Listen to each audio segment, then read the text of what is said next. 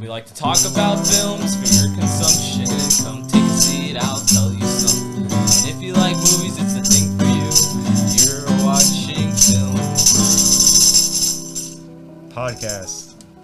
Welcome, everybody. Jason Perez. Man, that was the experience. I had the guitar in my face. Okay.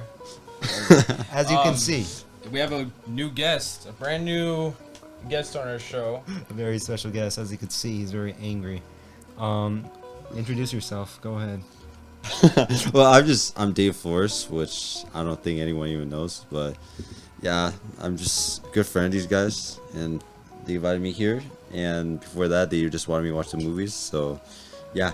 Alright, so we know David is a horror lover, a movie Yes, lover, and just a lover in general. Lover of horror. A lover of all things. So yeah, thanks everyone for tuning in from wherever you are in the world. I'm sure it's not just Yonker High School. Anyway, Anyways. we can't be called FilmBrew without the brew. Without the So brew. Brody, why don't you do the honors and introduce Yes, our brew for today? the brew for today.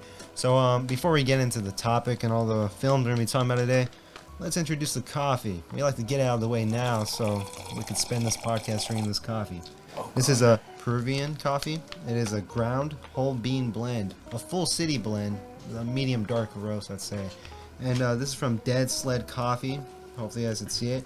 A Bill Moseley theme. Music is my life. Coffee is my life. Chop top. No Chop Top. As you see, we got Chop Top on the cover, and I forgot his name. I'm really sorry for that.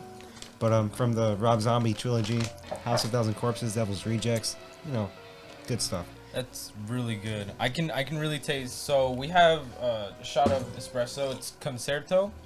It says here it's a intensity of 10. It's a Good and Gather brand.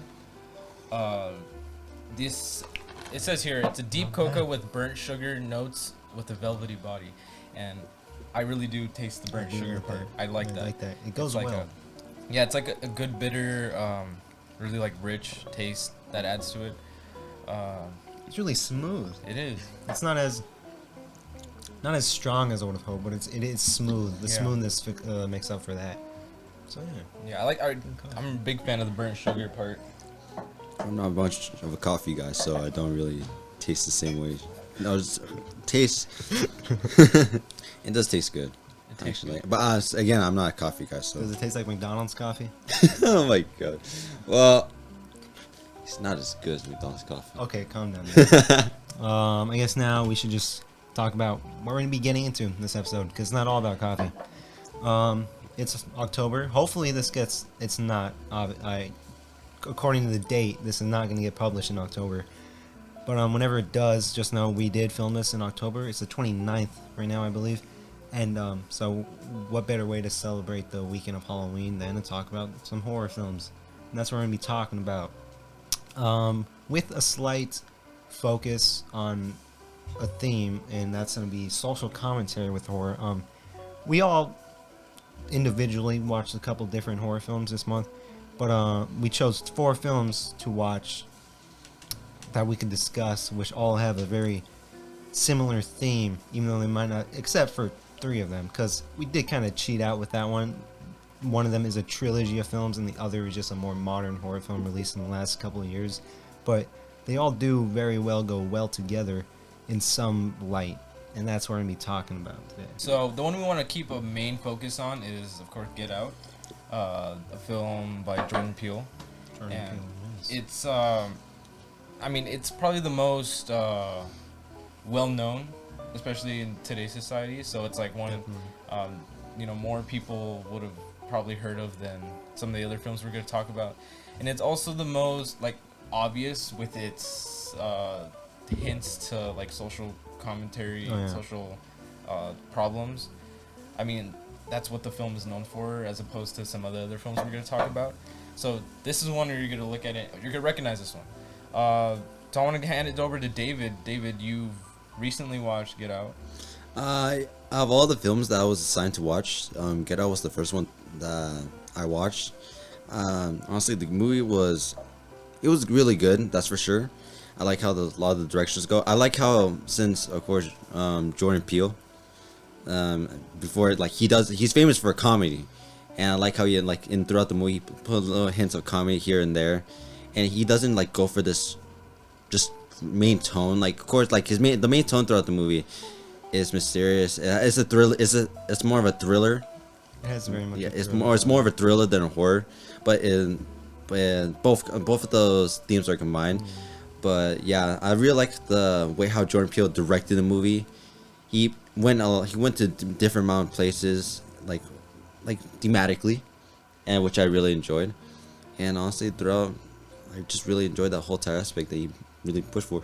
Yeah. I like what he said about Jordan Peele's comedy. Yeah, it doesn't feel forced. It feels surreal. Yeah, natural. It feels like it kind of grounds you. It's very well written. So of course, diving deeper into the film, we know that it's got more than one meets the eye in terms of the message it's trying to push. It's more of it's strange because it's not a straightforward take with racism, as you know. It's not a. It has multiple takes on it. It's not there's just a lot of fetishism within the film with how white people would view people outside their race. In Get Out's terms, the black culture and those and how they view that kind of society of people. They view it as that. They view it as a certain society. They view it as and he's very honest with that, with showing it and showing how this, obviously rich household views, black people. They view them very differently, but not in the terms that, you may think for a horror film. They view them as, unhuman, and you can see that within the film. Yeah, they treat them like a different species, like the way how they speak, especially with the main character, like throughout the whole entire, like especially the house sequence where all the white people came in, the party scene, and the whole entire party sequence in general. You can see how differently they were talking about him, but in the same time, you can also see, just like the whole entire awkward conversations, everything about it. They're not treating him normally, and you can even tell like how awkward he feels, and it's just so. It feels real. It feels like real, like in terms of real life. It feels both real and surreal at the same time. Yeah. He's able to blend that together. Yeah. I want to talk about, of course, how it was like kind of that awkwardness that happened because he obviously acknowledges that he was being treated differently, and there's a scene where he talks about it with his fiance, and she's kind of reassuring him like, yeah, no, but like, I don't know if I remember this correctly, but it's she tells him that her parents are liberal-minded. Yeah. And I really like that word. That I would have voted for Obama the second time. And I thought that was interesting, and how that kind of plays into like the reality, because like I see that a lot, especially on the internet, or like people that I meet. That phrase, liberal-minded, was interesting to me. It was very interesting. And a lot of the film, one of my favorite parts about it is that it shows, because again, it's not black people being hated on in this film. It's them being praised by so-called liberal-minded people. Of course, the whole twist and everything, they're evil and stuff, but like in the opening, in the beginning, what creates his fears in the beginning, he doesn't know who these people are. He doesn't know what he's getting into. Everything we know after watching the film, the main character did not know that going in, but he had that fear with him still. And it's because the way they praised him, the way they praise black people, yet although they're praising black people, they still see them differently. They see them as different, and I think that's a lot of, not all, but I think the film uses the term liberal-minded to kind of show that even the people you think might be on your side still view you differently, don't view you as the same, you know. Yeah, so, upon this deeper read into the film, we see like these kind of reality checks for people. So like, I like to imagine that someone watching this film who is a liberal-minded person would look at it and maybe be like, "Oh shit, that's me," like, do people think of me this way? Or like when I speak to my black friends or my black acquaintances, is this how I come off? And I think a lot of people do that without really knowing. Yeah, they don't realize it. Yeah. Because they're trying to be an ally, but a lot of the times when, especially we saw a lot of this last year, a lot of the so-called allies, they tend to speak up louder than the people who are getting diminished on, the people who are getting hated on. They kind of But while doing that, they're kind of shoving everything away and putting themselves front up in place so they could be good people. Yeah. And you don't really realize the consequences that they're putting in place. Exactly. Moving forward into the film, there's the hypnotism, and I like the contrast, or like the allusion to the almost the objectifying of people of color, because basically with the whole hypnotism thing, they were still in their body and they were still almost conscious and still had their same personality, but they were stripped of their voluntary control. Yeah, so I feel like that's almost a metaphor of objectifying someone who's a person of color. Yeah. And you see that a lot, and it's awful that we still see that a lot today when white people kind of, it's again goes back to, you may not hate black people, you may not hate people of color overall, you may not hate Hispanics and whatnot, but the fact that you treat them differently. And in this film you see that you cannot hate on them, you could praise them, you could think that they're great, but it's the fact that you see them as one. You see all Hispanic people as one. You don't see them as equals. You don't view them as equal as yourself. Yeah. And that becomes into the objectification of it. And I think a lot of the film showed that, especially with a lot of the party scene. Every conversation he was having with his fiance's family members, they're all making comments on his body and whatnot. And that's not very, it's not much compliments as it is objectification. I think one of the reasons for this is the praise that people get from treating people of color like this. So I want to relate this to like social media posters, social media warriors, if you'd call that. That they throw out a couple posts of like maybe a Black Lives Matter, or I think that that blackout thing was interesting that happened a little while ago. Because a lot of people started and stopped at the blackout thing. Because it becomes almost a trend. Yeah. Almost like, It's just a trend, like the people like to jump in. It was something that you can like I don't know how to explain it, but it was something that a lot of people like took as an opportunity to jump into. It was them being progressive as easy as it could be. Mm-hmm. It was them not having to get outside to help or be a good person. Yeah, they took advantage of it and they just used that as an opportunity. And it sucks because those people typically they outshine the people who are actually trying to do something, who are actually pushing for change, and that are out there, maybe going to a rally, going to a protest, donating. Those people don't get as much, and I think that plays a part. Social media plays a part in that, but physically supporting and who actually care. And a lot of them stay quiet within that. Yeah. There's nothing wrong with raising awareness and using your voice, but there's this whole conversation, like I brought up earlier, about when white people, when not necessarily white people, but privileged people start to speak out. When there is that kind of, there feels like there's a connotation there that they just want to be a so-called good person, and we see it, a lot of it in Get Out.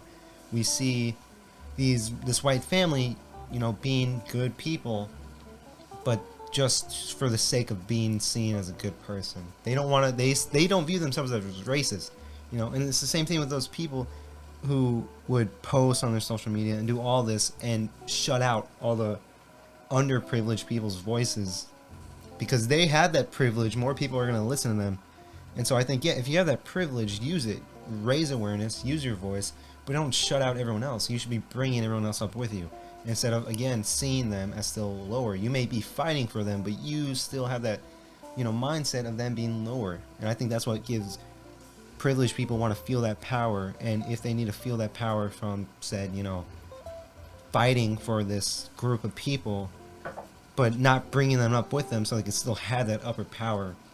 And I think, although it may not be on the surface, because a lot of Get Out is on the surface for you to see, but then a lot of it is, you could look at it from many different views, maybe go a little under the surface. Yeah, that's another thing I like about Get Out. Like, it doesn't, like, it's not a film that it takes so much effort to try to find the whole time message that it's trying to explain. Like, it's in your face, but it's into the point where, like, okay, like, I already seen enough of it. I already see what you're trying to say. That's enough. But, like, it's, like you said, the different takes that they try to put out the message.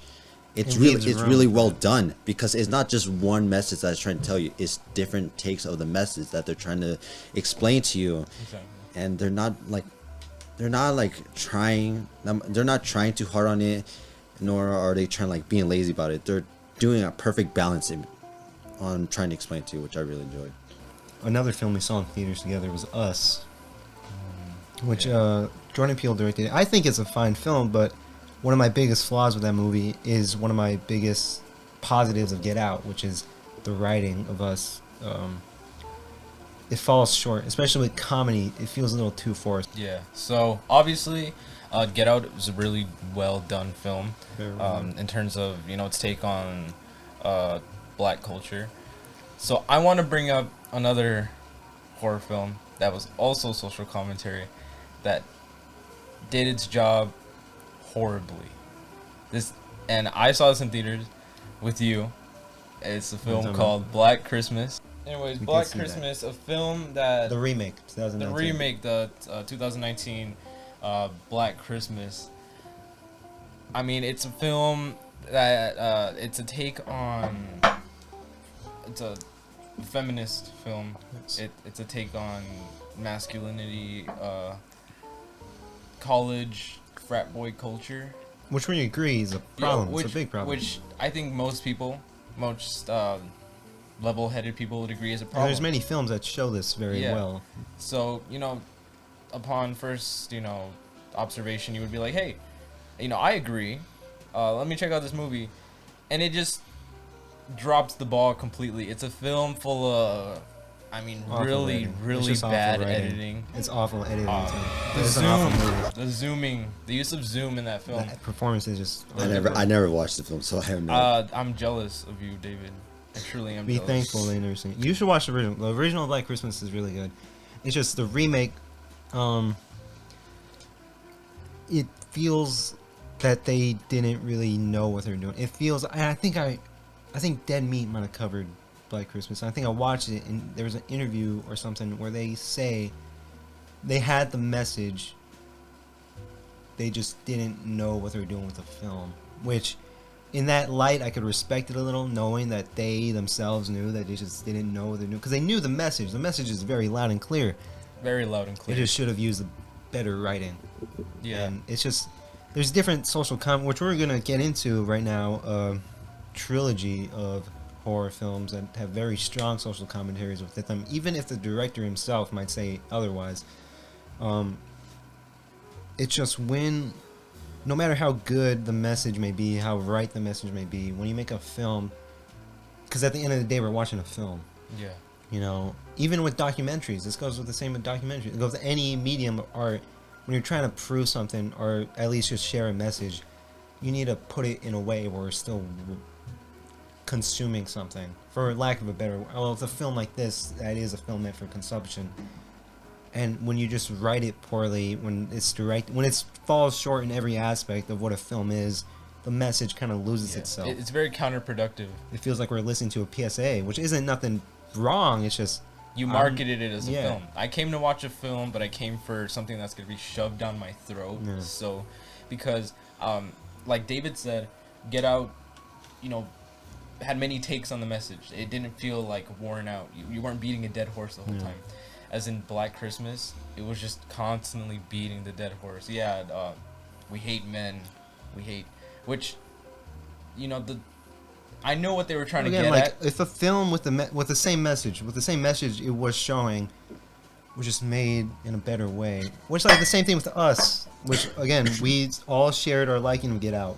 Great film. Us, another commentary, which I think was very strong. I think it's something...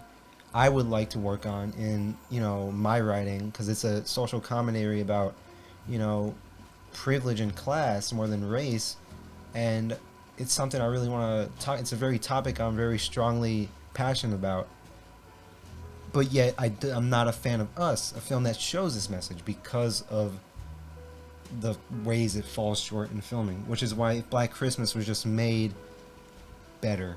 If it was acted better, if it was written, it's mainly the script. The script very much just fell short. It was like an hour and 29 minutes. It was very short, which is good for us, but Yeah. It felt like Still. eternity. Well, like for the movie Us, like I get what you meant. Like it's a good movie in general, but like when it's good, really good as a film. But with the message that they're trying to explain, they could have done a better job at it.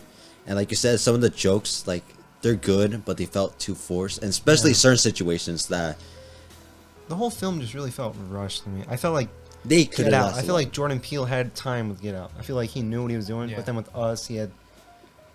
I'm giving him the benefit of the doubt because I still think Jordan Peele is a good filmmaker. But that movie needed more time. Yeah, It just I felt like, he had the weight of Get Out on him, and so he Yeah. just needed to make something. Yeah, yeah. Especially this. It was this his first film, where like more Get like, Out was his horror. first film. Yeah. Yeah, and since that movie was such a big success, like the fact that he was gonna make another one, and the fact that everyone that's the thing with a lot of people nowadays.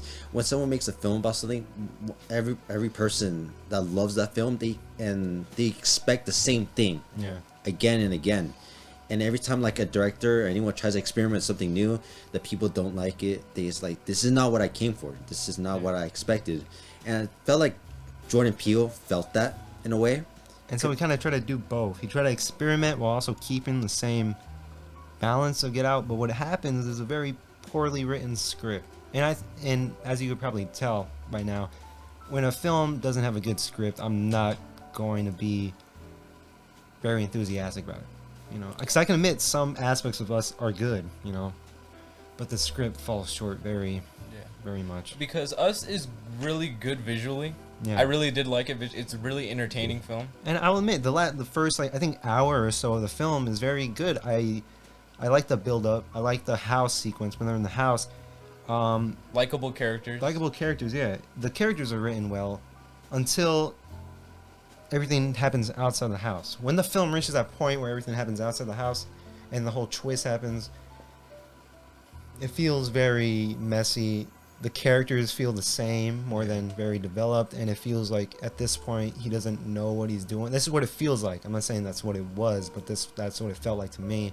And because I could see I like the first half of the film, but the last half, due to its script, just feels very off. Yeah. And the whole flashback sequences from when she was a little girl, it feels kind of disconnected. I very much hate flashback sequences. Yeah, it felt very disconnected from, because, you know, the whole point is like she's still the same, and like I feel like there was no development, no growth, and it was just a little too much to handle. It was like trying to be like, hey, class issues, and then also this person who is broken, and like it didn't balance it right. It felt very disconnected. Which again, I respect completely what he was trying to do. I think it falls short as a film, as an art piece. You know, it's messy. So now I want to get into a segment in our podcast where we look at comments on Letterboxd. Comments on Letterboxd. Very interesting. So if you guys don't know what Letterboxd is, it is a platform where users can log the movies that they've watched, the movies that they like. You can give it a rating. You can log, you know, what you thought about each and every watch, or you can just give it an overall broad review. And so we see a lot of people reviewing these films, and you know, you can look at the reviews based on their star rating, whether they give it a 5-star review, whether they give it a 1-star review.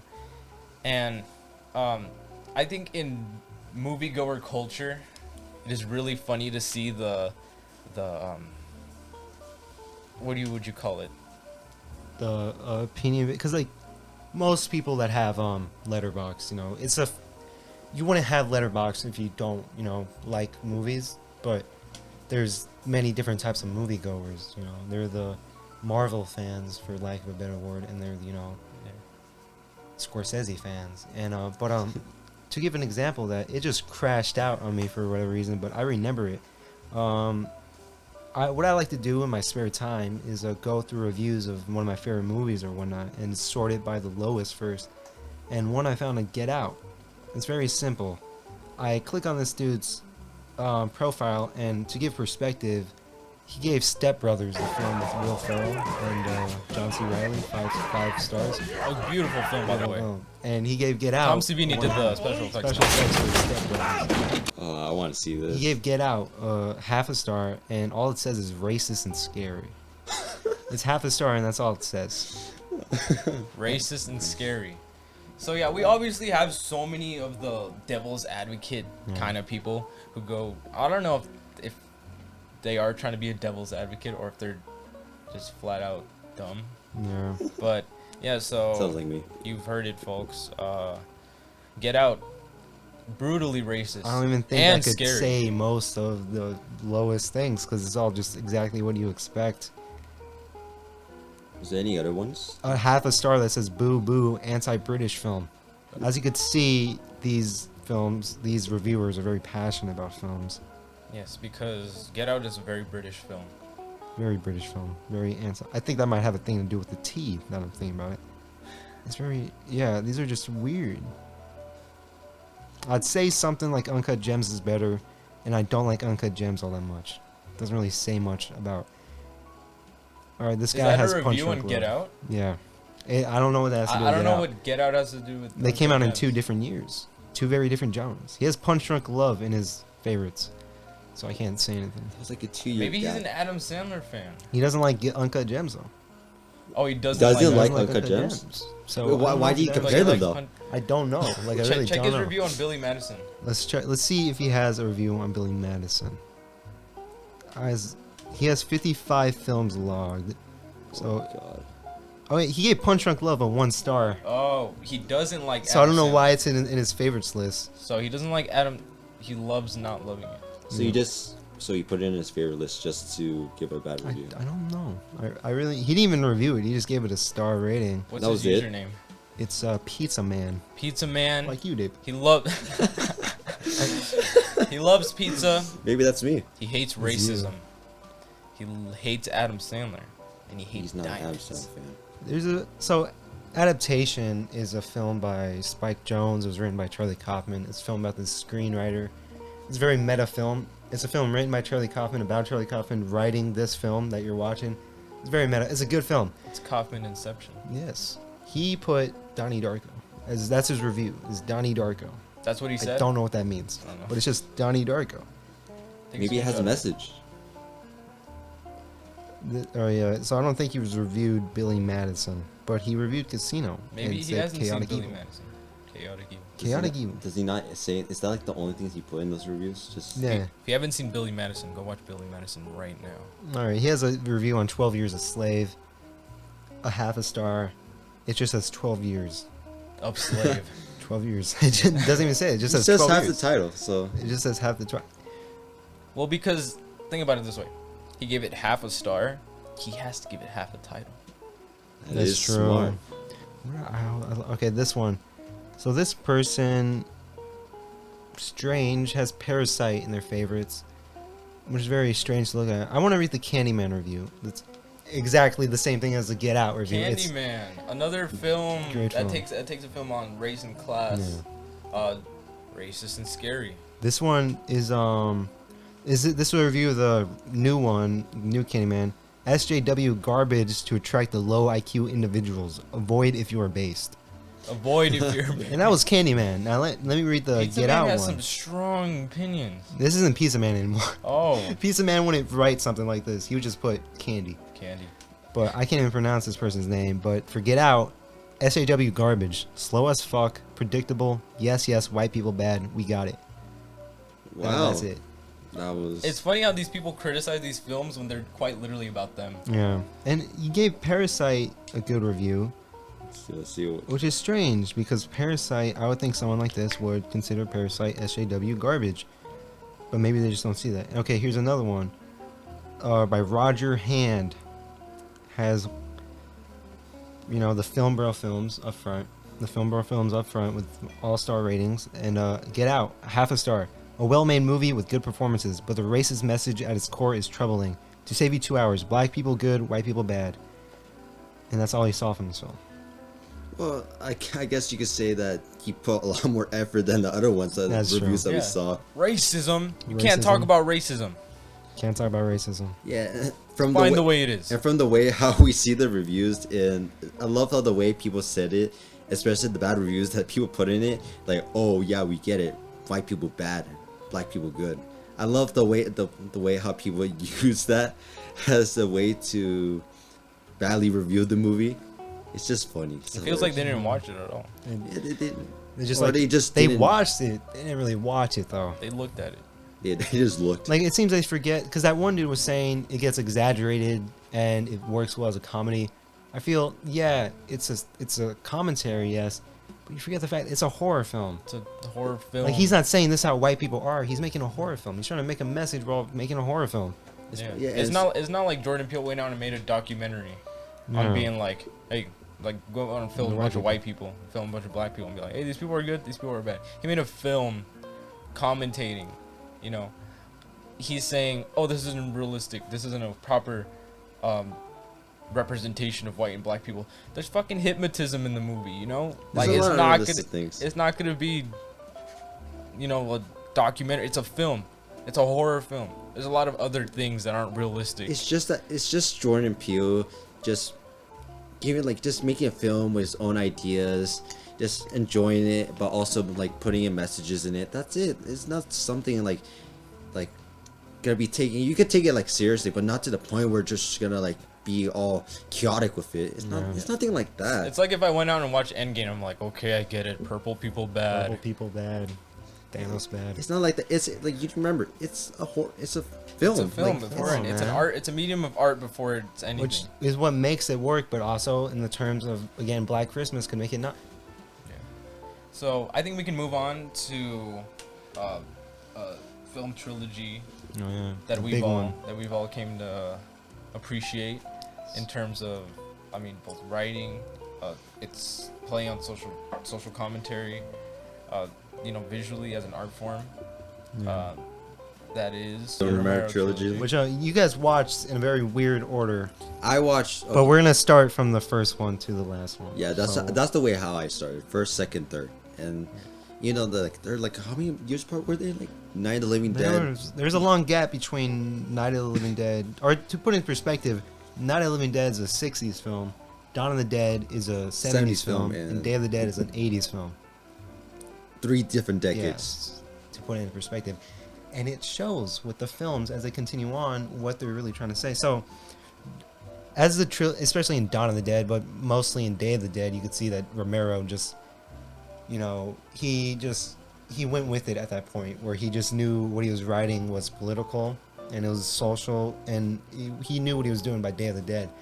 But in Night of the Living Dead, and even partially in Dawn of the Dead, you could tell that he's, well, at least in his words, he's not really trying to do much. But especially in Night of the Living Dead, he always denies the casting of Ben in Night of the Living Dead, even though I don't know about that. I kind of feel it, especially when you watch Night of the Living Dead and you watch Dawn and Day of the Dead. It feels like he knew exactly what he was doing with Night of the Living Dead, and because a lot of it's very subtle compared to Dawn and Day, yes, but it doesn't take. You don't have to be that smart to really watch something like Night of the Living Dead and see what it's trying to say with it, especially it being a film in the 60s. Because first off, it's a well-made film. Mm-hmm. Very well-made film. It's a low-budget film. This was his first film, and it's great. The thing I like about Night of the Living Dead was that during that time, I don't know if you guys know this, but zombies was still like a thing during the time, but it was because of George Romero. The whole entire like idea of all zombies, the rules of zombies were like all the things that made up zombies in general now is because of George Romero. Without him, the whole entire like zombies wouldn't have been a big thing now.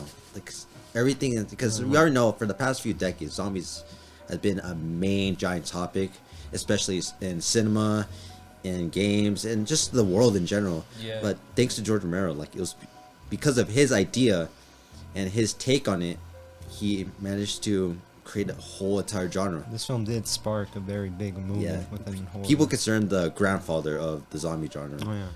Like, but also when Night of the Living Dead, which I really liked, was throughout the film, especially in horror in general, you have these main characters that are protagonists, and you could tell that they're a lot of times they're idiots, and they always do stupid stuff.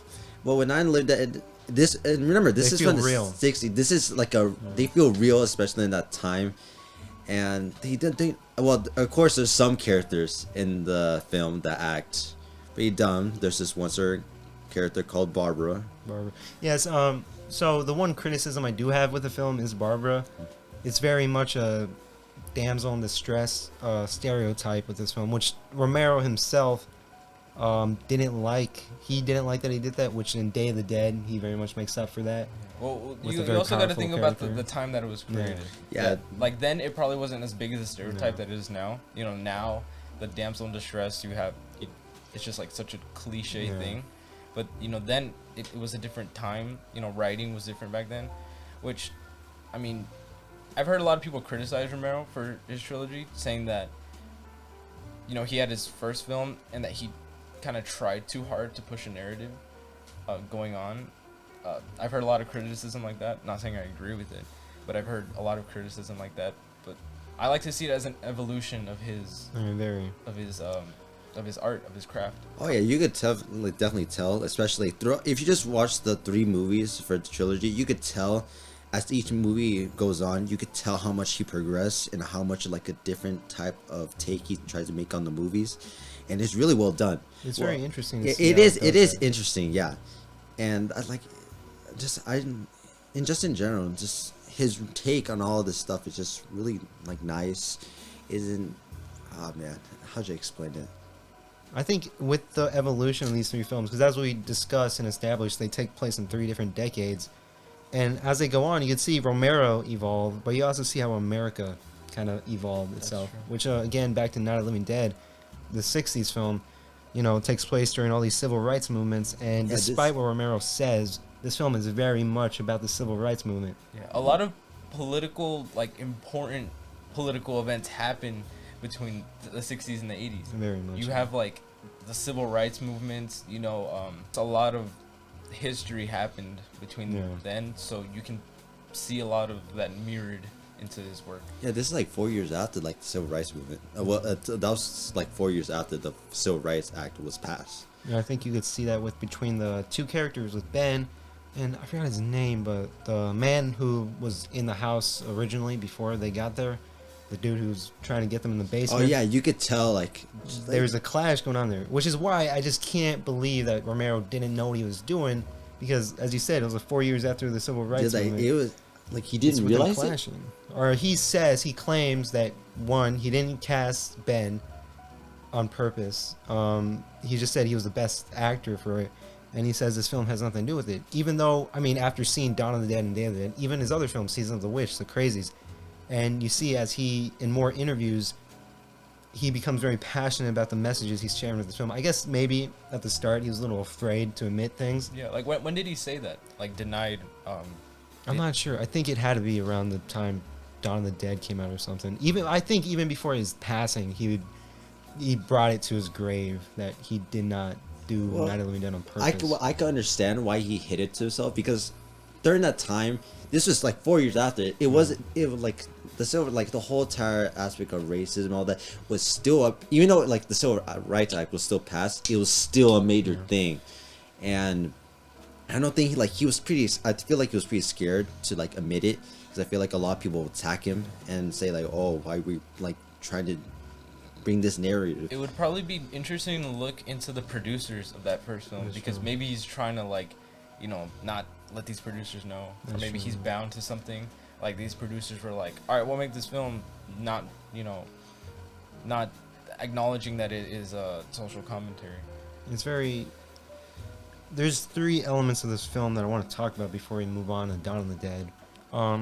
One, the clash between the 2 characters in the house, and that was very much representative of what was happening in America at that time, when the white man was now seeing people of color rise up within these civil rights movements. And there's a fear that they have within themselves seeing this, and you see that within Night of the Living Dead. And the fact that this was one of the first major films starring a black lead, one of the first major horror films at that, starring a very strong black lead, and the ending still being one of the most... Oh, that ending was shocking. It was very shocking. I've seen this film so many times, that ending still gets me because of how honest it is. And I don't know if the ending was in the original script before the casting had taken place, but it is very representative of America at that time. Not of America 100 years before that time, America during that time. It's a very dark ending. Very dark ending. I really enjoyed it because it wasn't like something.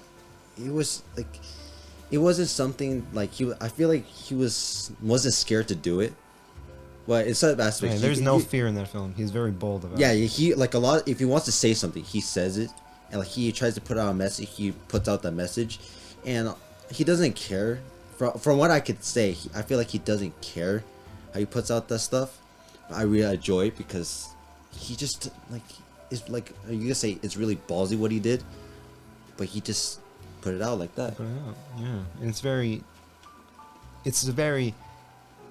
I don't know the word. It's very disheartening, but also very honest. Again, the ending of that film. Yeah, but at the same time, I really like how the main character was built up, and like I just really enjoyed how his character was because you could tell like it was a strong character. Even though like he was a different color, of course he was black, but the whole time like he tried like the way how he acts is like we could step in his shoes. Because the way how he acts normal, he tries to think smart, he tries to take advantage of the situation he's in, and I really like how they build up his character and just everything in general about him was just great. The actor who played him did a great job, and honestly, his performance was the main star. He was the main star of the movie, definitely.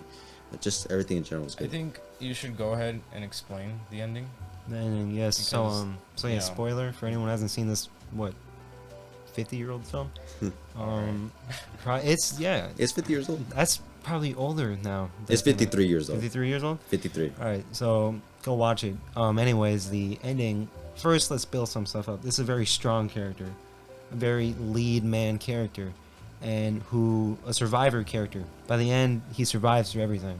He fights off the zombies. Everyone around him dies, but he fights them off and survives the end until this flash mob, happens to be all white, comes getting the zombies, throwing them in a pile. And of course, when Ben, the main character, gets out from the basement, he gets shot. He gets shot because they mistake him for a zombie. And then during the credits, it doesn't end there. The credits start playing, and you see these flash images of him getting a fish hook through him, them dragging him off, and throwing him into the pile, and lighting him on fire with the rest of the zombies. And it's a very shocking ending, and it feels like not only did he lose, but us, the audience watching it, lost as well. And it's that attachment, right? Yeah. You see him go through that much stuff. You see how much effort he puts into the situation, and the fact that even after all that, he was still killed. Like no effort or anything. He was just killed like that. And it's just pretty, like, you feel bad. Of course, you feel really bad for him. But at the same time, like you said... You also feel lost. You also feel lost because this main character who you were attached with, who you were supporting out throughout the whole entire movie, was just killed like that. The fact that he's strong and he survives through so much. And this might be digging too deep into it. But look at what happened to Martin Luther King. Look at what happened to Malcolm X. I was going to say exactly the same thing. What happened to Fred Hampton. These are strong people who people looked up to, who got killed...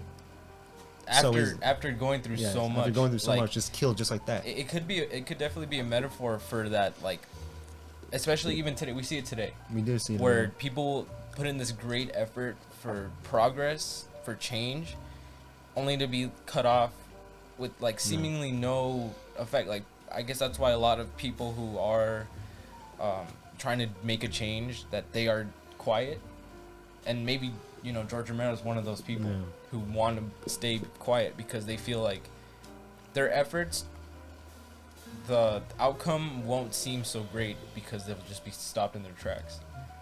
And speaking about Romero keeping quiet, nearly, I think about 10 years later. It was 10 years. 10 years it later. Was 60. Night of the Living Dead was 68, and Dawn of the Dead was 78. So 10 years later, he kind of gives in. As I said, he gives in during Day of the Dead, but Dawn of the Dead, he kind of does it more boldly. As this is the longest of the trilogy, around 2 hours. It's 2 hours and 10 minutes. 2 hours and 10 minutes. And this film, my personal favorite of the trilogy. There's so many layers of this film. There's once again a black lead, and two, there's the woman character's film does not feel like a damsel in distress again.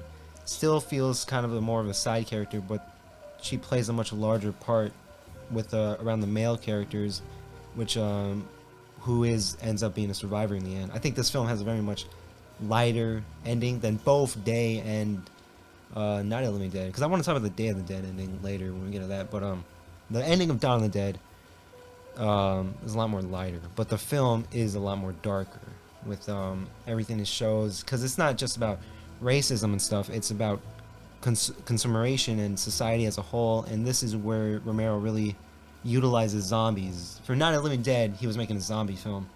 Dawn of the Dead, alright, no, let me say that differently. Night of the Living Dead, he was making a zombie film with a message. Dawn of the Dead, he was saying a message using zombies. It was more visual. Yes. Because it takes place in a mall, right? That's Yeah. The thing I also want to talk about it is that even though the gap is huge between the movies, I feel like throughout the time the movie was being produced, because each decade, even though like time, like it was 10 years, time flies, especially during that decade, like during those years. Even because from 68 to 78, a lot of things have changed. So much has happened. And Romero, with all that time he had, he was able to use that passing time to try to convey more to the movie, and which I really respect, because each Night of the Living Dead, Dawn of the Dead, they take different types of directions into the movie, and with the amount of time that he had, like the amount of time that changed, you could definitely tell the difference. You can. I think one of my favorite aspects of Dawn of the Dead, which makes it one of my favorite films of all time, is that in Night of the Living Dead, there's a very sheer difference between zombies and humans. In Dawn of the Dead, at one point, you see these survivors and these fighters slowly becoming a lot more like the zombies themselves. And there's that one quote, and I think around the middle of the film, where one of the characters is like, "What have we done to ourselves?" Because they've consumed so much to the point where they're the living dead. You see that same theme go on in Today as well. Yeah. Almost like I think in Day he says something like what's in the inside is scarier than what's on the outside at this point. And you see that the zombies are really just, they're not much different. I think that's what Romero was trying to say, is that human society has come to a point where we're just slowly drowning and killing ourselves to become just flesh and nothing more. And there's so much in Dawn of the Dead, because that's not even it. There's I was watching Eli Roth's History of Horror, and they talked about this film on that show, and he was talking about when he was a kid, when he saw Dawn of the Dead. Unlike Night of the Living Dead and other films, it's very obvious that this film has a message to it from the very opening, where the soldiers, one of the soldiers, a very racist one, started screaming out slurs while shooting the apartments out, with these underprivileged people that are trying to get out. And you could see in this, you could kind of see it with what happened with COVID and stuff. The military kind of just, they knew this disease was going on, and so what do? They kind of just shoot out this entire apartment full of underprivileged people, and then once the zombies come out and start eating those people, what do the military do? They leave. They don't protect them. They leave and protect themselves. And that's how the film starts. That's the opening of the film. I think these films really did age very well, especially for what's going on today. I mean, I see so much correlation from these films and the pandemic that has been happening in recent years. I see it more in Day of the Dead. That one, that's got to be like the most well-aged film for what's happening right now. But yeah, you can definitely see that correlation. But like you said, for Night of the Living Dead, the beginning scene was it set up the tone of what the movie was going to, especially with the way how the whole apartment situation was going on, how this racist cop, it was a cop or was it? It was a soldier. It was a soldier, and the way how he was going, he feels happy doing it. He feels amazed, he was going into apartments, he was shooting these innocent people, and and these people are like, even the soldiers around him were disgusted by him. You can even tell, like, oh yeah, even the other soldiers around him were just, they're like, what the hell are you talking about, And it just, the way how he set up the tone for the rest of the movie was just was really well done. And like the whole, oh man, I forgot what I was gonna say. Do you want to jump on, Tim? Yeah. But like you were saying, yeah, it creates a very strong tone. Like what Romero does with Dawn of the Dead is, again, it's a longer film. It's not that long, but it's a longer film compared to the other two. But he shows what he's doing very passionately, and he shows it in such a strong and bold way. And he shows so many different themes about society. It's not just about racism, and it's not about the military. It's not just about consumeration, but it's about society as a whole and what people have come to at that day of age.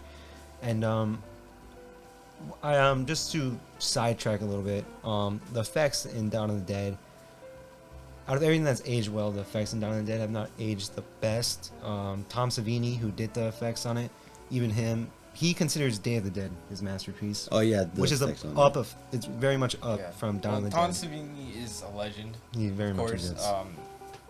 Very inspirational work that he does, and yeah, Day of the Dead, his work is beautiful. It's got one of my favorite gore scenes. He goes all out with that film. He does. He goes all out. Yeah, I really like what you said about how it's a take on what humanity is becoming. I like what you said of how humans are just flesh and meat and nothing else, and that is a common theme within pretty much all of them. And how maybe he's trying to say that humans are no different than these flesh eating creatures, probably worse than these flesh eating creatures that they just become almost possessed and all becoming the same, almost calling them calling them sheep to maybe even a greater force above them. Also, I won't get sidetracked, but in Night of the Living Dead, you could tell that George Romero was kind of being more serious with the film, and throughout the whole entire film, it had a little bit of comedic moments, there's little moments like that there here and there, but throughout the whole entire film it was just serious. But with Dawn of the Dead, you could tell that George Romero was being very playful with the film. He wasn't being serious. There's a lot of moments in that film where he was being just the whole scene where Tom Savini makes his cameo with his biker gang, just slaughtering zombies, just throwing pies, throwing pies. That scene was weird when they just threw the pies. It felt just out of nowhere to do it, especially with the music that he put in. I love that little trumpet. Which is in Day of the Dead. Has a little moment in Day of the Dead. Yeah, I feel like Day of the Dead is the same, and where it's a little more lighthearted. So let's just sidetrack this to let's get this gateway open to Day of the Dead. Which Tom Savini, of course, did the effects for. Beautiful work, by the way. Beautiful work. And Romero's original script, I heard, was, a lot bigger and bolder than Day of the Dead. Day of the Dead was not supposed to be taking place in just the underground bunker. It was supposed to be they had a lot. That whole thing. It was supposed to be as big as Dawn of the Dead, but I forgot. Because again, it was a gap. It was around nearly 10. I don't think it was 10 years exact this time. I think it was a little less, but it was around that 7 time. years. 7 years. And Romero, since Dawn of the Dead, hasn't had that big of a name within that time period, so they didn't really give him the budget to make the original Day of the Dead that he wanted to make. Oh, he had it, but they were giving him around $7 million. But I think some situations happened, and that's when they halved his budget. And like you said, he had a whole idea for it. But since the whole time, the budget getting cut in half, he had to cut down on it. And of course, the whole entire focus was on the little bunker. The bunker, yeah. But even then, it is very impressive. Yeah, that's what I was get into, was talking about the fact that this film was cut down from its original idea. I still think Romero is that great of a filmmaker that he is able to take what he's given, even though it may not what he asked for, but he's able to take what he's given and still create a really great film. And that shows his growth, his evolution throughout his trilogy. I still hear a lot of criticism of George Romero on saying that maybe Day of the Dead is his weakest, where he lacks.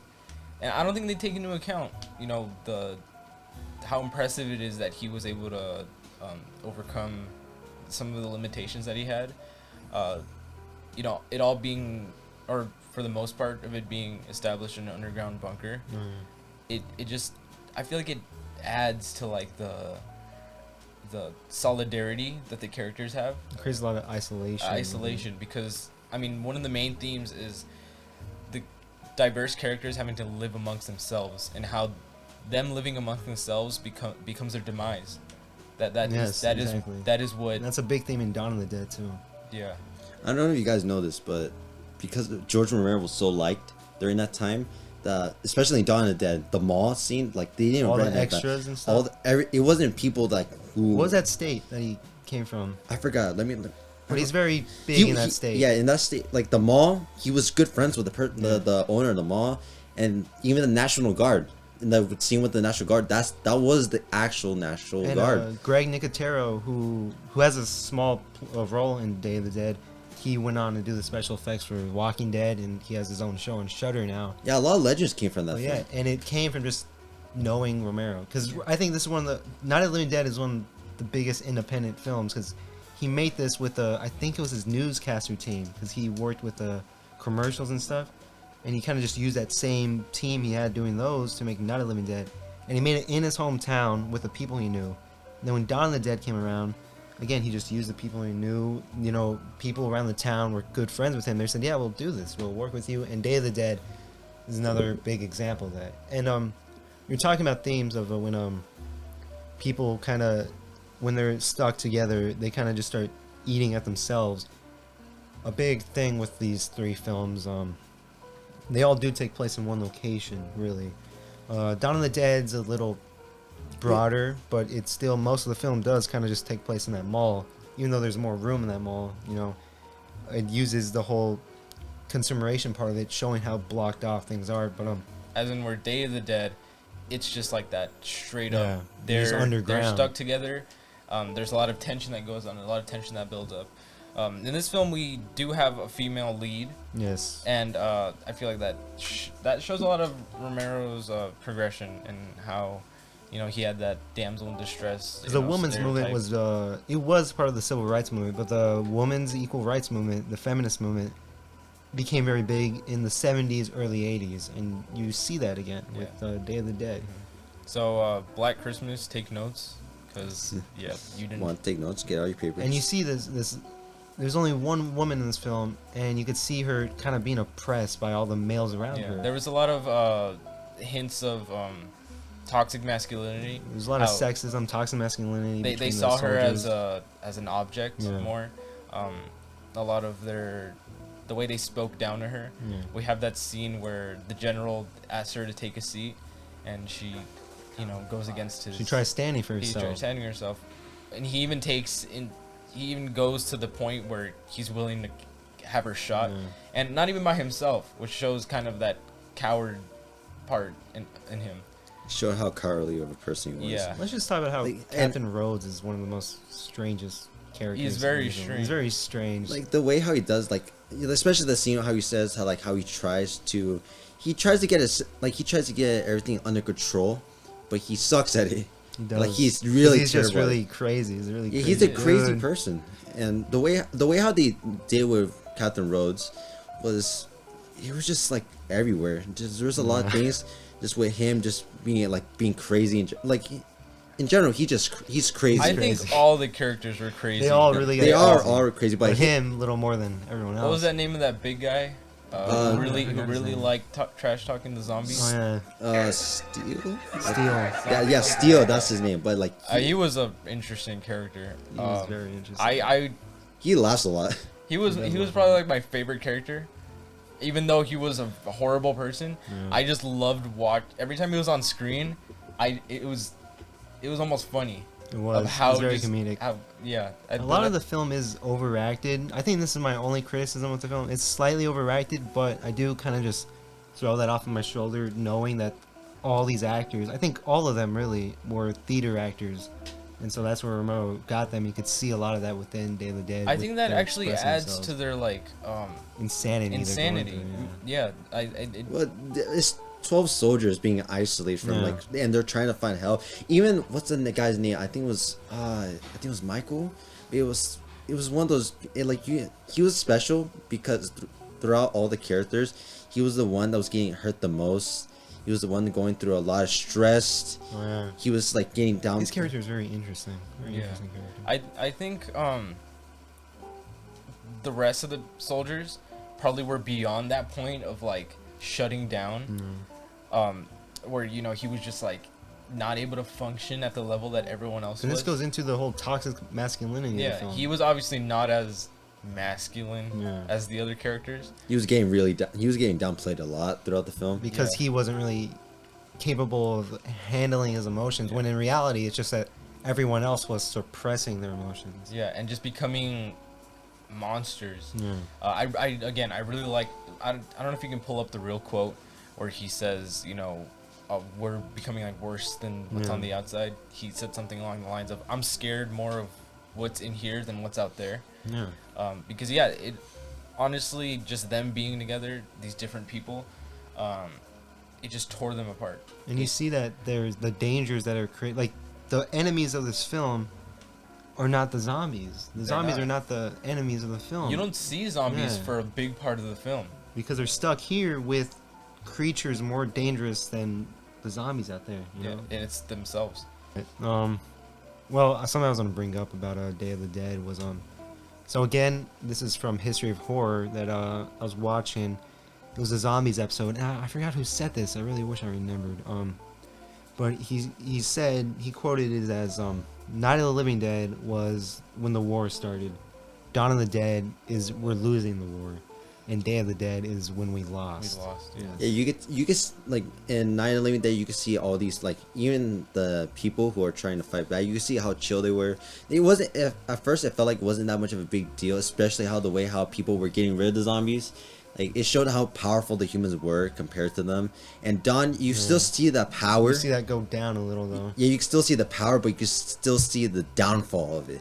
And in Day, you could like see how less of a fighting chance they really have. Because you get even the beginning scene of Day of the Dead, it shows when they were heading towards the city, like with the West Coast, and you could see how isolated. You could see that everything, and even the cities where the people are like populated everywhere, you could see how isolated it was. Yeah. How the atmosphere was just depressing, and the way how Jordan Romero like created this atmosphere was so good, because it showed how much of a terrible state the world was. And it's not like, because a lot of people, you could tell, like, a lot of people are like, oh, like, there's definitely got to be a lot of people. But the way how Jordan Romero set it up, like, humanity's at the point of breaking down, and the rest of the people in the human world are like becoming monsters themselves. The film made me feel like they were doing more or less of fighting. They were surviving. They were trying to survive. Because at that point, you can't really fight anymore. It's survival instinct that they were playing and on. you see that at the end, because as we said, the biggest enemies of this film were the soldiers, but when the ending comes and the zombies do start playing around, there is no real much fight within that scene. They were running away. They weren't shooting at the zombies, because I mean they weren't. Yeah. It showed how vulnerable they were, and it's just how much of a powerful force they were. And the way it was mostly because the way how the humans in themselves, or the soldiers or the people in the movie, it showed how much of, like, since they were going against each other, it was majorly a big reason why the whole entire thing started. If they weren't against each other and they grouped together and they were just teaming up, they could have got out of the situation. They could have done a lot of things, but the way how they were eating each other.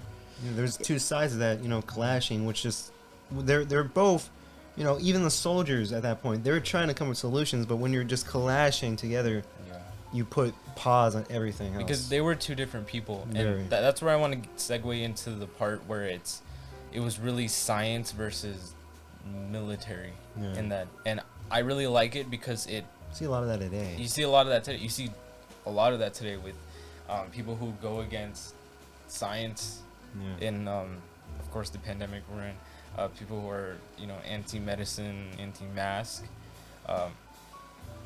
It's kind of that mirror reflection. That's why I think it aged so well. It's that thing where, these are people who are smarter than you, a lot smarter than you, and, I feel like you can't blame the people completely. I mean, well, you can, but you got to think that they're also afraid, and I feel They're like afraid. that fear, it takes over that instinct of survival more than fight.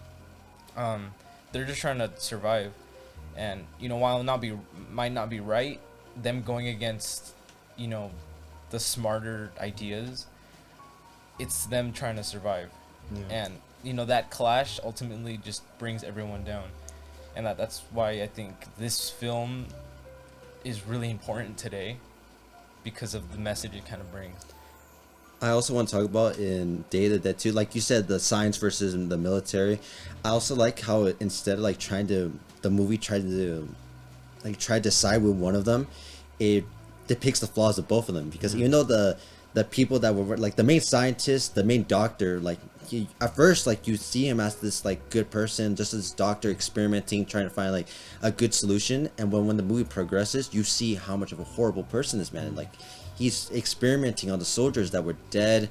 He was doing all these horrible things, and especially it's crazy. Rhodes, you can see why he was upset, because this dude who throughout the movie, like he even says like I won't let you hurt my soldiers. Like he considers his men like his soldiers. Like you could see, you could kind of sympathize with him, but the way how he acts in general, like he's a horrible person, but you can see like where he's coming from. But the way how he does with it is terrible, and the way how they depict the flaws on both sides was like really good. I generally enjoyed it, but for just throughout the whole movie, it was really well done. Yeah, It very shows how both, no matter who you are, what side you're on, when you get pushed in a situation, no one's really strong enough to really be capable of, handling themselves and their decision makings. So yeah, and ultimately that clash between both different views on how to handle the situation, it just led to them eating each other more than the zombies were eating them. And I think that's why it's powerful that zombies didn't really play a part. Well, of course they played a part the whole thing. But they were morely in the end sequence. In the end. That was where they played a big role. Yeah. But it was the reason why they were in that end sequence was because of the people. Yeah. The people that, since they were breaking each other, they were eating each other alive. Like the way how the humans were eating, like just instead of cooperating, they decided to lead themselves to their own doom. And the zombies were a result of them not cooperating. Mm-hmm. And with all that happening, it just led to them just dying off. And it's just, I think you could say it's based like a lot in real life, like not the zombies parts, like, but it's just that humans in general, they just like to oppose each other. And it's with the way how they oppose each other, they get led to situations that end up killing each other. Like one side gets killed because of this situation. And it's like just like wars. Like you could connect this with so many situations in life, big or small. It doesn't matter. It's just the way how that movie does with differences, and how those differences, like a lot of people just take it way too seriously, and they don't want to make the better options. It's those small little differences can just lead to horrible events. And the way the movie does it, it portrays real life so well. It shows that these two sides they're not really looking for a solution. They just want to fight each other, and that takes pause on trying to find a solution at all. Yeah, and that's a byproduct of their initial situation. We know that both sides, they want to get out of this alive. They want to get everyone out alive, but it's just the situation that they're in. It becomes that that fight instinct inside of them that we need to do it my way. I know what we need to do, and then the other side's like, no, I know what we need to do to survive.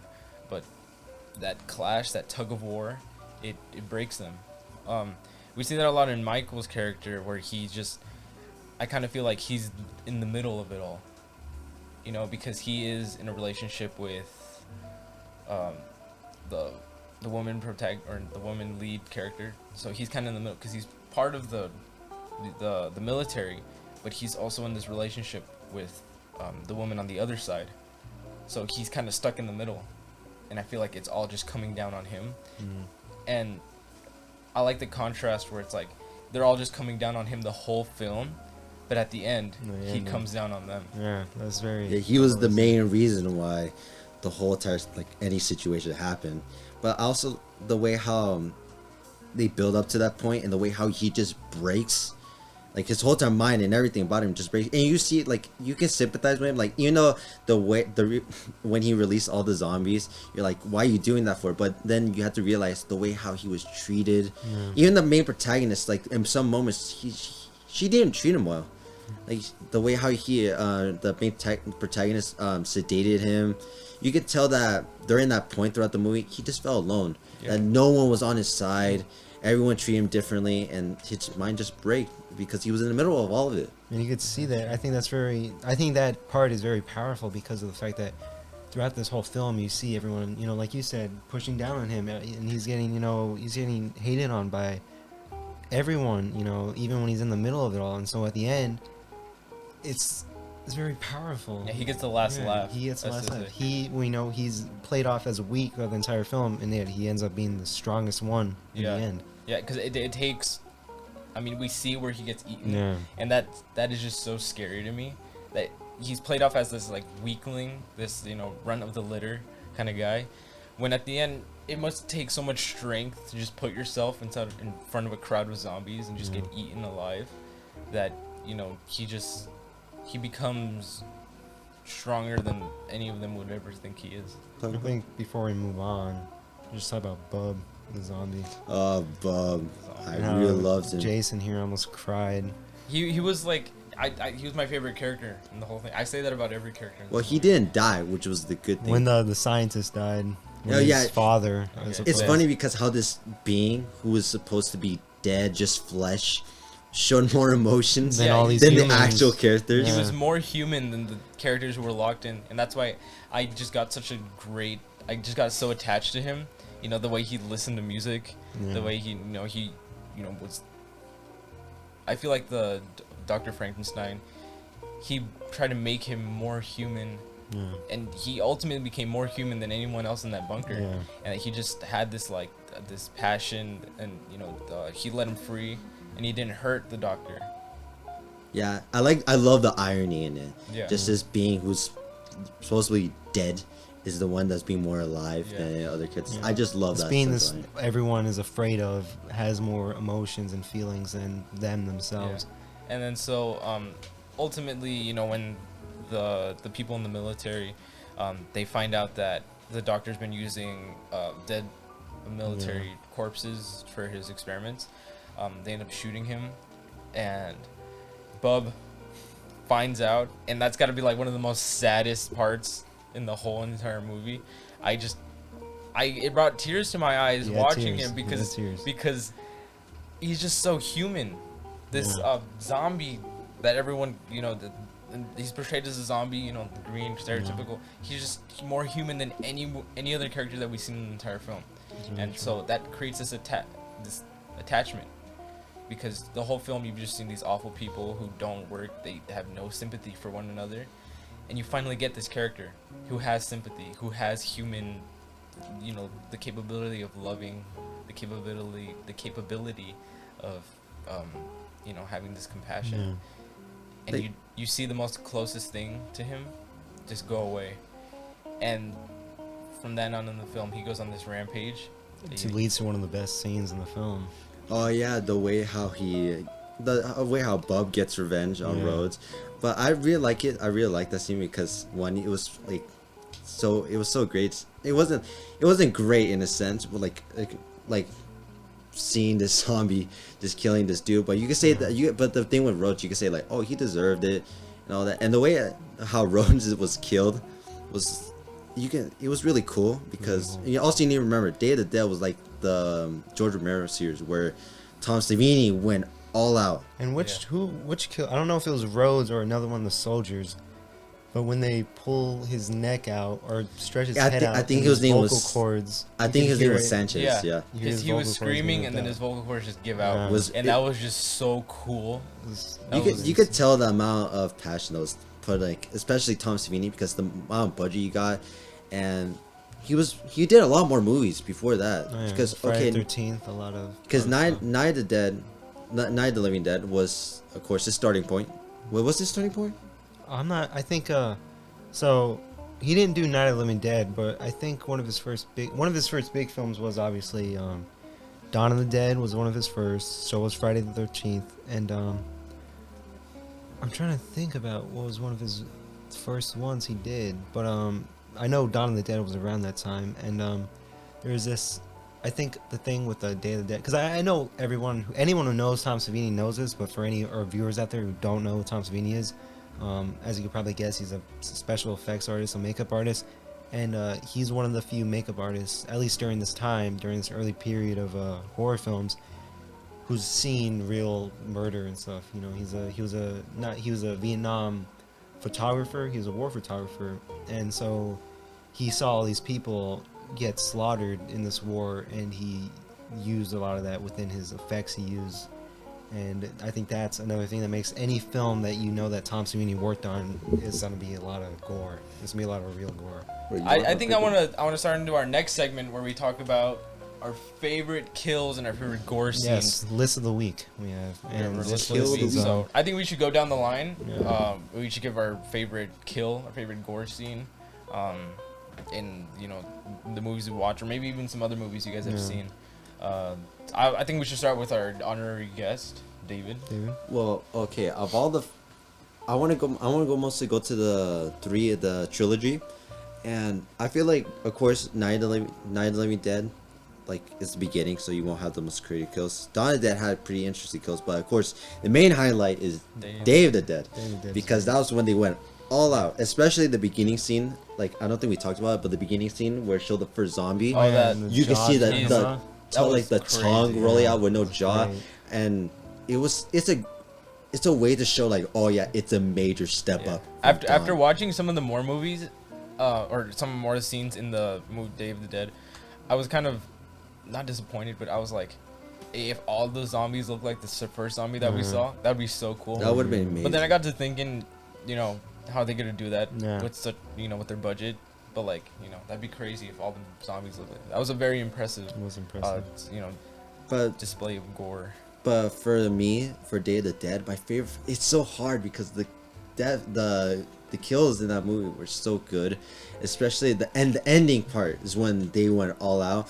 I feel like my favorite one has to be where I forgot his name, but when the soldiers was getting put to ground, and I think he was getting his insides open up, but at the same time, one of them were grabbing his eye and they was ripping off his head. And that scene was also really great because at the same time, the way how he died, you could also tell the dude was the same too. And while he was dying, he was laughing, and he was being all crazy about it. Like, of course, like, a lot of people say that, oh, it's like, why are you overreacting? Like, a lot of people wouldn't like it, but honestly, I personally enjoyed it. It was great. That was a satisfying kill, especially how we saw how we came to like hate this character. Yeah, that's the thing I like about the kills. The most brutal kills went to the characters who were the most horrible people. But yeah, that was what my favorite kill was. My favorite kill was also in Day of the Dead, where Captain gets ripped in half. Yeah, that's nice. That was great. That was just I saw that and I was like that was inspirational to me. I was like, that made me want to be like, hey, I kind of want to do some special effects in my free time.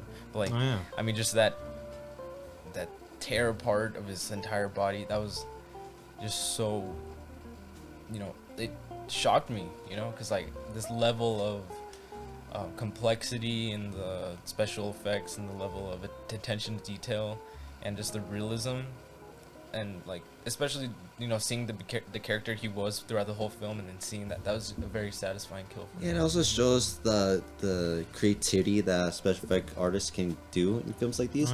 Well, it depends on how much they are given in the film. Like Tom Savini, like, he was given a lot of things to do, especially the whole zombie thing. He was given a lot of chances. Like, he did everything he could. He was pretty much given everything that he hoped for, and he delivered. And then there's movies like Killer Clowns from Outer Space, which is made by the Kyoto brothers. who are the special effects team, and you can just see them just go full out. But before I get into my kills, I want to talk about 2 films, or 3 films really, of my what I think have some of the best special effects. One of them is Videodrome. I don't know if either of you've seen. Videodrome. Keep talking about it. That's the film. I know, because it's a really good film. Because that's one of the films that I saw that I was like, I want to work in special effects or something. Like, I want to try that out. Because Videodrome it's such a crazy film. And then, of course, Day of the Dead. Any film with Tom Savini. It goes into my best kills list, which so I can talk about the kills I got. I got a few. I was gonna do just one, the highlight, but I You just gotta had a go. bunch. You gotta. I watched a bunch of movies Yeah. this month. So I guess The Thing, we start with that one. One of the first kills when I'm sure even though you haven't seen the movie, you've seen the scene where it pops out of his chest like the alien type thing, and you see it morph. It's so disgusting, and the special effects in this film are incredible. But another film is a zombie, and one of the kills in this film is this wooden door. A zombie breaks through a wooden door, and a piece of the wood kind of splints out like that, and this zombie grabs this woman's head and it's very slow. And if you watch a lot of Italian horror films, you get this notion that they have something with eyes. I don't know why, but a lot of Italian horror films always go for the eyes, and this scene is one of the best things for that. It just pulls it through, and you see the wooden spike just go through her eye, and it's disgusting. And then, of course, Day of the Dead, another zombie film. We got Captain Rose on that. We don't got time for that. We all know that. And I got 2 kills from Halloween 3 that I had to put on my list. The kid with the pumpkin mask melting. The first scene where you see how it works. And the old lady in the motel where her face kind of just... I don't even know how to describe it. It gets pushed in a little, and then the bugs kind of crawl out. It's disgusting. And the last one I decided to put there, because a film I saw recently was a Texas Chainsaw Massacre, the pig squeal scene where he gets hit with a sledgehammer. The first kill in that film, he's just on the floor and he's shaking. It came out of nowhere. And it's just scary. It's also a metaphor. Oh yeah, it's definitely a metaphor for like Slaughterhouse. How brutal that film is the a big deaths metaphor are. for that. We can have a whole different episode on that film. Oh yeah, But that whole thing where he hits him with the hammer and he's just on the floor squealing like a pig. Scary. One of the scenes that genuinely scary. It's genuinely a terrifying film because of how Very much. raw and gritty it is. How This is atmosphere, just in general. It's just Yeah. it's just a whole different. It's Especially imagine the people, because let's go back to the 60s, 70s. This was when the whole entire aspect of horror was getting in big, because back then in the early 30s, of course we have Frankenstein and all those kind of monsters, but it came off with a more gothic feel, and it did branch out to more of horror because it tried to act more dramatic. Yeah. This film, Texas Chainsaw Massacre, feels it's in its name. It's a very American horror film. It very much shows America within this film, especially with the exploit. It's not just a film about the whole meat factories, the meat industry, the slaughtering of animals, but it's also the slaughtering of humans and the exploitation of workers that work within these factories that's deal with this. It's a very big film for that. If to normal people, it wouldn't you can see it, but to some people that watch it, like especially people from slaughterhouses and all this stuff, they can be really uncomfortable because oh man, in it's some different way when you see it happening to humans, Yeah. And I think that film does that very well. It's really, Even if that wasn't its intention, that's what I got. But I think we should save that for a different episode. We should Yeah, say Because we can make this podcast 5 hours longer if we're going to talk about That's Texas true. Chainsaw Massacre. There's an October every year. There is an October. October every year. There's an October every month. Every October every month. You can see it like that. So with that, I think we should start tying this to a close. That was our favorite kills. Some of the craziest, worst, weirdest letterbox comments. And our take on the social commentaries and Tom Savini's The Dead Trilogy, and We talked a Get lot Out. about Tom Savini in this We episode. did. Yeah. I really like how we jumped into a lot of the Dead Trilogy. I just really enjoyed it, and how we showed our own thoughts, and the way how we the movies in general, they didn't really explain because they were acting more of a movie, like a film instead of like trying to explain enormous. But I like how we jumped more into how the messages and how they represent a lot of things in life. I really liked how we did today. Yeah. So if you watched Get Out and you appreciated the social commentary aspects of it, go ahead and watch George Romero's The Dead Trilogy, and you'll love it. It doesn't matter how old a movie is. You should really watch it because each movie has their own specialty, and it's just great just to watch any type of movie nowadays. So do whatever, just watch, just enjoy it. But I think that's about it. Yeah. Are we ready to say goodbye? Say goodbye. Say goodbye. Say goodbye. Shit, hold on. Come on, Brody. We like to talk about films for your consumption. Come take a seat, I'll tell you something. If you like film